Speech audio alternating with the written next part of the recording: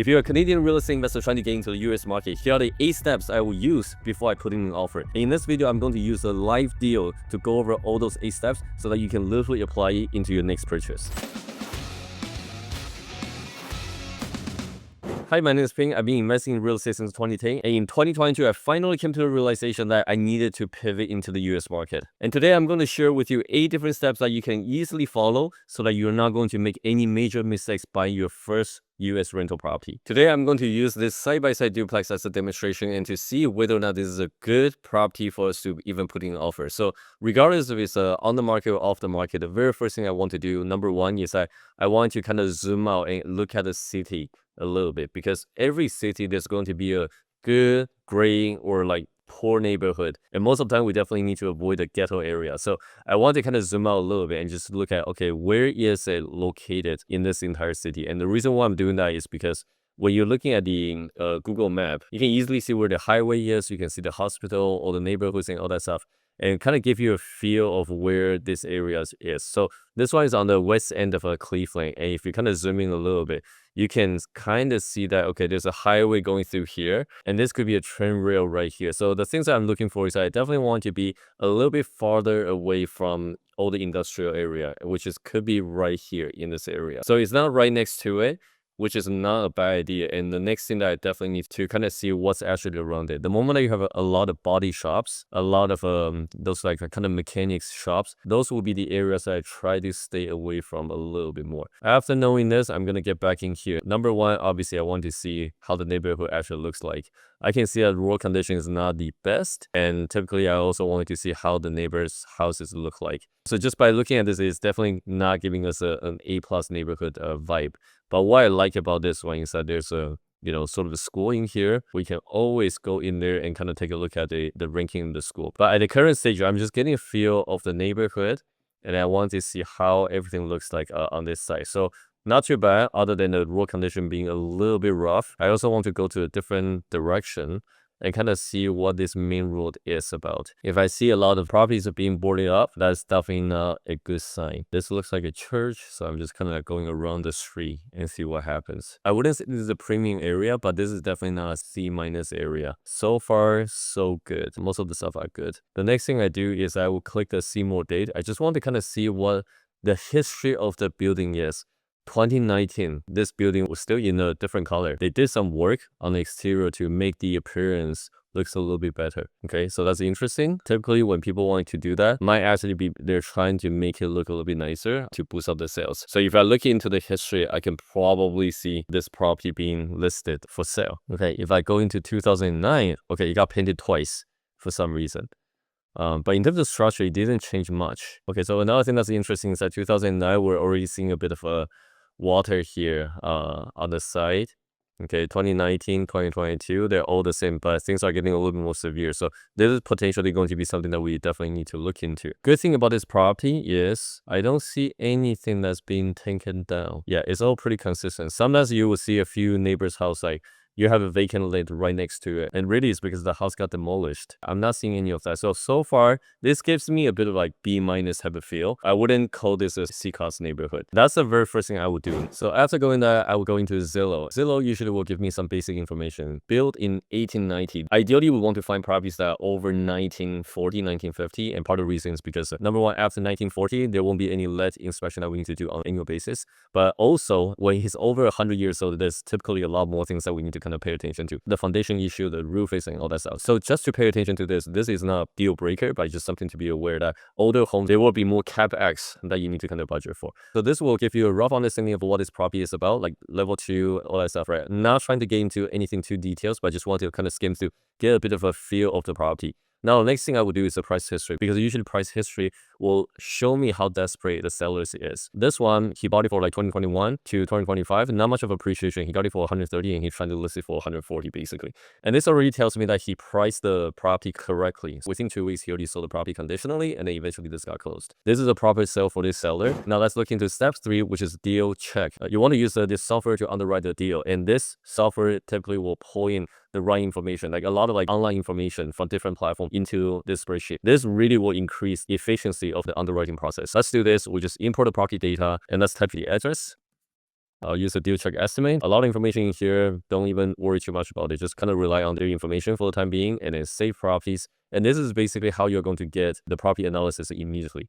Right here, purchase price is the estimate that they believe that what the ARV is going to be. And based on the information, you can kind of correct the number here a little bit. So purchase price, in this case, I'll put 13999, basically the sales price. And the next thing is I'm also going to be entering the down payment. So in this case, we always want to do 25% just to be conservative. Interest rate, you can put 8%, and the long term will be 30 years, and you just keep going. Purchase cost is really the closing cost, just put 3% for now. And rehab cost is where you kind of need to budget a little bit. I wouldn't mind running at, it's an older property, so I would probably do it at 10% of the entire cost. If you want to kind of add additional 10K as a reserve, you can totally do that. We don't know what this property look like inside yet, so we're kind of just using a bit of an estimate on everything. Now, the rent for this one, we put 990, and that's okay. Let's just leave it for now. So let's look at the property here and see whether or not this is going to actually give us the right data. And now we have the data for this property. There are a couple other things I always look for. Number one, does this deal actually meet 1% rule? So if you have a deal for 140K, you want to generate 1% of that per month as your monthly rental income. So 140K times 1% is going to be 1,400 per month. Are we meeting that golden rule? In the tier 2 city for cash flow play? That's really something that I'm interested about. In this case, the rent is already going to give us, because I believe we use like 990 times 2. Okay, so 1% rule is going to be 1,400. And in this case, we're already using, I believe, in 900 something times 2. So 1980. This one is way over 1,400 already. So it checks out one of my criteria, which is 1% rule. And the next thing that I really want to know is that whether or not there's a building equity, because anything that I buy, I want to make sure that we're making money on the purchase. So in this case, it's already saying that our ARV is going to be 207. Now I'm showcasing the numbers here. So 207, which means that the building equity and even the ARV, the potential equity growth, is going to be 140 all the way to 207, which is still a number that we need to look for. So as soon as I know the neighborhood is decent, it checks out 1% rule, it gives me enough growth equity, I can now continue going down the list and make sure that this is actually going to be a good deal. Right now, I still have a couple questions, whether or not the neighborhood is actually solid, and I still want to know the crime rate is also going to be okay. So I'm going to dive right back into all these numbers in a little bit. But for crime rate, I'm always very particular because I really want to make sure that this is a safe area. This is one of the websites that we use. It's called Spot Crime. Every time that you come here, you can see actually what's happening. So the moment that you see a lot of assault, thief, like all in one area and with a high density, it's probably not a good area already. Vandalism, right, thief and all that stuff, right? This area is not going to be that good. So we actually do have one heat map that we always use to kind of identify. So where we are is about here.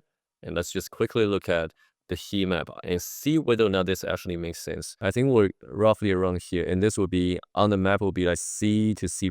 And let's quickly look at whether or not this is actually true. And another website that we're using is called niche.com. Niche.com, if you just type in the zip code 44102, generally speaking, it's going to be B-. Okay, good for families and all that stuff, housing. Honestly, the moment that I see B-, I'm already feeling a lot more comfortable. Sometimes this number can plus or minus 1 grade, so it could still be C+, which kind of matches the map that we have here. So we're just doing high level stuff. And also stop crime shows that there isn't anything too crazy in this area, and that gives me a bit of a sense of comfort. So crime rate is okay. Now next thing will be the vacancy rate. So as much as the rent estimate shows that it was roughly that 2,000, I still want to verify that number a little bit. So in order for me to know that the rent is actually good, usually we use a Rentometer, and this will allow us to type in the address, kind of see what the surrounding area, if we select 3-bedroom, it's actually 1.5 bath, and I'll do apartment because it's side by side. It can be considered as house sometimes, but just to be conservative, we should probably use the apartments and just check rents. When we click this, average rent is actually pretty high. It might be because it's a 1.5 bathroom. I'm gonna go back here because I like to run my number a lot more conservatively. Check rents. Okay, 3-bedroom, just 1, and then apartment. Check rents, and it's just 1384 per unit. That's actually pretty high for cash renter. But if my strategy is to go with the Section 8, I will also go into the CMHA. Every country has their own Section 8 program. So you just need to find the right website to use.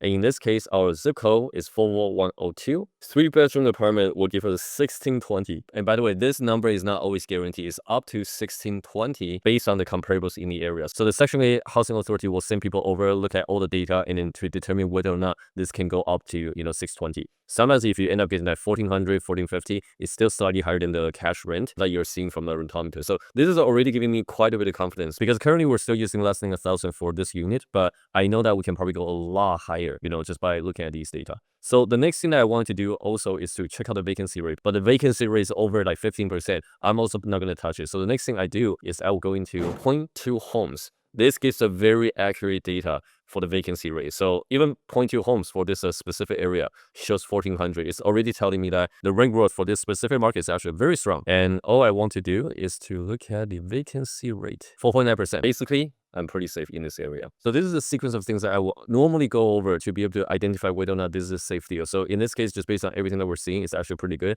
The last thing I really want to check is that, okay, whether or not this property can actually go for 207. So the things I would do usually is I would just go on Zillow, select sold, and then I will go, search any range. Like between here, I will probably do like 100 to, let's say, 300 to 350 to make sure that I cover everything. And in terms of the bedroom, this is a 3 beds plus 1.5 baths per unit, 2-unit residentials. So I'll do 5 plus, 2 plus, just in case. And then I will go into multifamily and let's look through the comparables. So I'm going to zoom in a little bit more. Where is this area? Somewhere around here, Clark Avenue and here. Okay, I'll actually type the address in here. Now it's a little bit more clear. And then we're using Clark Avenue and West 73rd. So West 73rd. Now we're looking at is right here. So when we're looking at some comparables, it's 184, 188, 175, 185. So let's just look at the one right next to it. This one looks like it's also a duplex. Yeah, 2 different doors for each side. And if I'm just looking at the photos quickly, it's not turnkey or anything. It's just someone's living in there, and that's good enough. This one got sold for 188, and that's why it's really important for us to always pick sold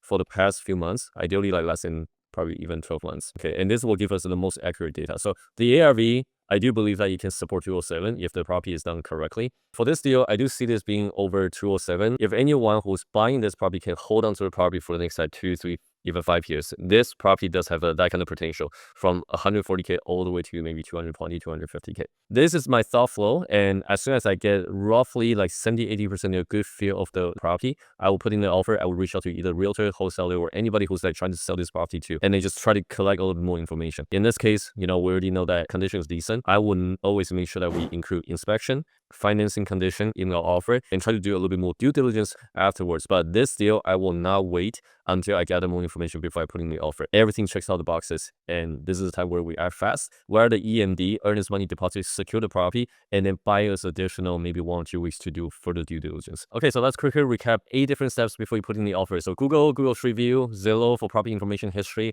deal check for underwriting, building equity, cash flow are all the things that you need to check for.